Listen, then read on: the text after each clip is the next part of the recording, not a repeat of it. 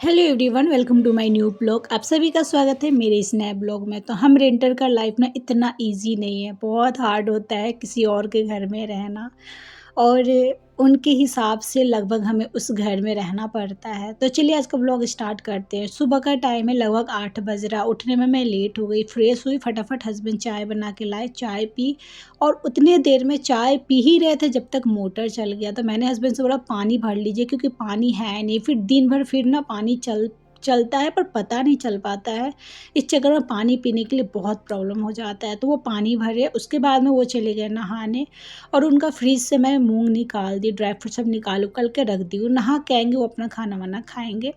तो रात को कटहल और जीरा राइस बनाई थी। तो कटहल की सब्जी जो है ना, अभी है, अच्छा खासा है। तो दोपहर में और हमारा अभी सुबह नाश्ता में वही हो जाएगा, कटहल की सब्जी और रोटी हो जाएगा।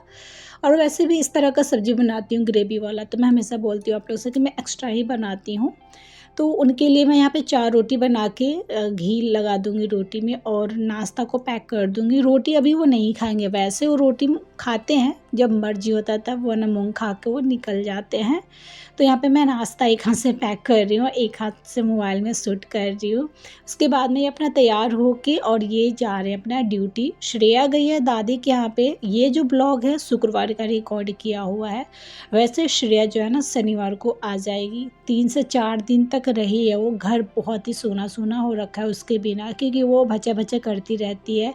आज तो वैसे भी शांत रहता है। रोटी बना ली, उसके बाद में चाय चढ़ा दी हूँ अपने लिए, और किचन का हाल देख के बस रोटी बनाने में इतना फैल जाता। आलू वालू सब आया है। वैसे बिस्तर कुछ इस तरह आयुष कर दिया है। आयुष इसी रूम में अपना पढ़ रहा था। रात को टमाटर आलू आया था, टमाटर निकाल दी। पका पका सा टमाटर है, फ्रिज में जगह होगा तो मैं उसमें डाल दूँगी। और आलू यहाँ पे पहले जो आलू आता था उसमें बहुत मिट्टी होता था। तो एक पेपर मैंने हटा दिया और दूसरा पेपर जो थोड़ा साफ टाइप का था उसको साफ़ करके उसी में आलू डाल दी। और पहले वाला 2-4 आलू है उसको ऊपर डाल दी हूँ, ताकि ये पहले बाद में बना लूँ पहले वाला आलू। तो चाय बन गया था, उसके बाद में मैं यहाँ पे आ गई चाय लेके पीने के लिए। और बाल में तेल लगाई थी परसों, लेकिन ना कंघी की ही नहीं अभी तक। तो मैं सोची कि चलो अब ना आयुष पापा चले गए, और रोटी मैं बना ली हूँ मेरे और आयुष के लिए। तो आराम से 2 टाइम हम लोग खा लेंगे। तो यहाँ पे मैं चाय पी रही हूँ। आयुष को बोली आयुष ला के मुझे दे दे कंघी। तो यहाँ पे मैं कंघी वंघी करूँगी, और करने के बाद में फिर जो सबसे बोरिंग काम, जो सबसे, मैं क्या ही बताऊँ, कुर्सी पे दिख रहा होगा आपको, वो काम मुझे करना है। जो कि 3-4 दिन से जो ये कपड़े हैं ना, एक बार जो कपड़े जो है ना रखा जाता है ना, 1 से 2 दिन का अगर रखा गया ना, फिर मन ही नहीं करता फ़ोल्ड करने के लिए। अगर 1 दिन का कपड़ा रहेगा तो वो हो जाता है तो हो जाता है, जहाँ रख देती हूँ फिर भाई का मन ही नहीं करता करने का। फिर मैंने सोचा कि चलो यार पहले ना बिस्तर कर लेती हूँ, उसके बाद मैं कपड़े फ़ोल्ड करूँगी। टाल-मटोल कर रही हूँ, लेकिन नहीं कर ही लूँगी, नहीं तो कुर्सी देख रही है, एक कुर्सी में ना भरा हुआ, पता चला दूसरा कुर्सी और भर जाएगा। फिर मैं यहाँ पे आ गई हूँ बिस्तर करने के लिए। कपड़े इसलिए भी ज़्यादा हो जाता है ना, क्योंकि क्या है ना कि गोदरेज वोदरेज जो अलमारी जो है हमारे पास एक ही है, उसमें तो ज़्यादातर जो है ना कहीं आने-जाने वाला नया टाइप का ही कपड़ा है। और इन्हीं रैक-वैक पे मेरे को सरियाना पड़ता है, और श्रेया को सरियाने के लिए बोलूँगी तो जैसे-तैसे सरिया देती है। और इसमें क्या होता है कि एक कपड़ा निकालिएगा तो 2 कपड़ा और गिर जाता है।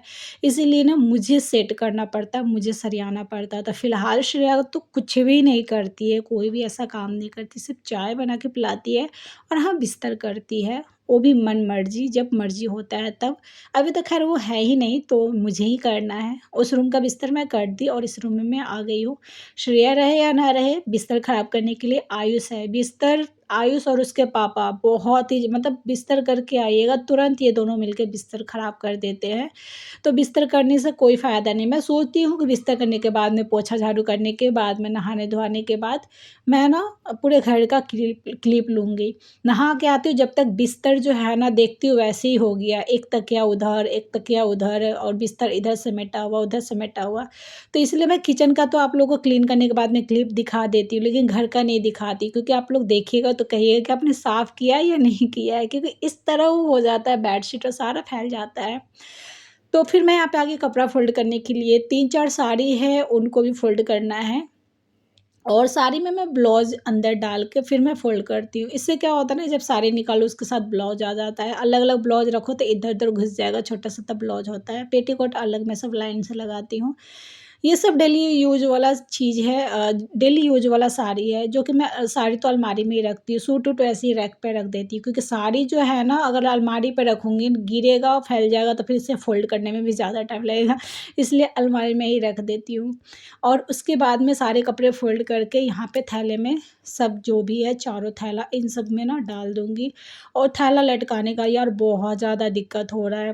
पता है, इतना प्रॉब्लम और इतना मजबूरी है ना, मैं क्या ही कह सकती हूँ। कील गाड़ नहीं सकते हैं, जो चिपकाने वाला कील जो है ना वो हमने खरीदा है, मतलब जब से आए हैं तब से 3 बार वो कील खरीदे, 4 से 500 का ये कील खरीदे हैं। तो ये जो दीवार है ना पुट्टी किया हुआ है, पेंट नहीं है, पुट्टी किया हुआ है।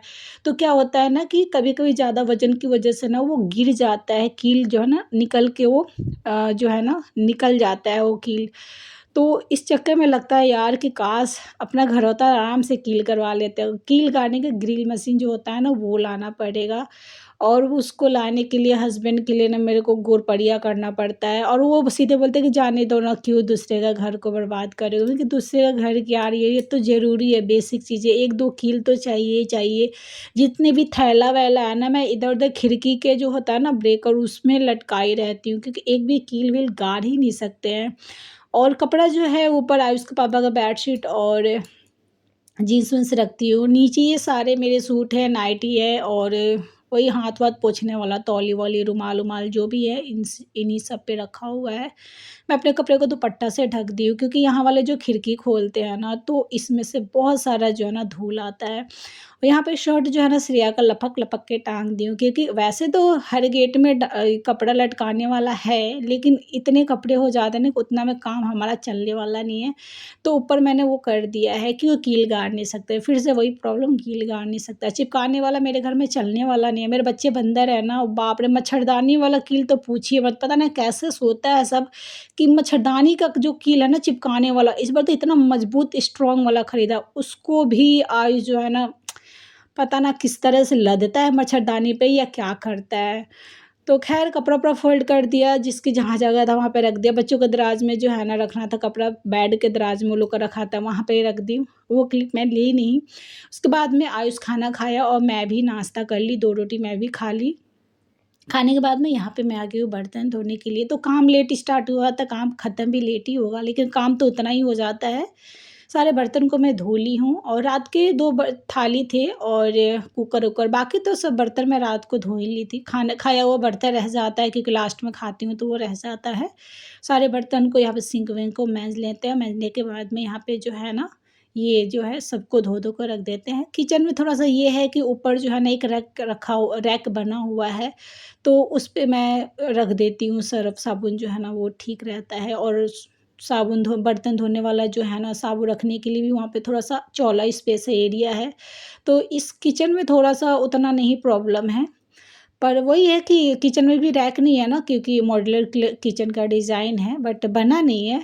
लेकिन वही है कि डब्बा रखने का मुझे बहुत प्रॉब्लम होता है। 2 मैंने स्टैंड खरीदे, लेकिन फिर भी मेरे डब्बे पूरे नहीं हो पा रहे हैं, और डब्बे इधर-उधर रखने पड़ रहे हैं। मुझे 1-2 और स्टैंड खरीदना पड़ेंगे, लेकिन वो स्टैंड मैं रखूँगी कहाँ? वही है, दीवार वाला चिपकाना, मतलब टाइल पे चिपकाने वाले कील खरीदने पड़ेंगे। वो भी क्या होता है, ज़्यादा वज़न, जो बहुत ज़्यादा वज़न होता है ना तो वो टूट जाता है, निकल जाता है, क्योंकि है तो चिपकने वाला चीज़ ना।